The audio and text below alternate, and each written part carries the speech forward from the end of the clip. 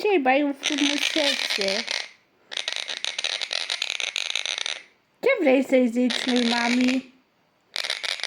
Ce? Da, te înțeleg. Perfect. Perfect înțelege mami. Gata?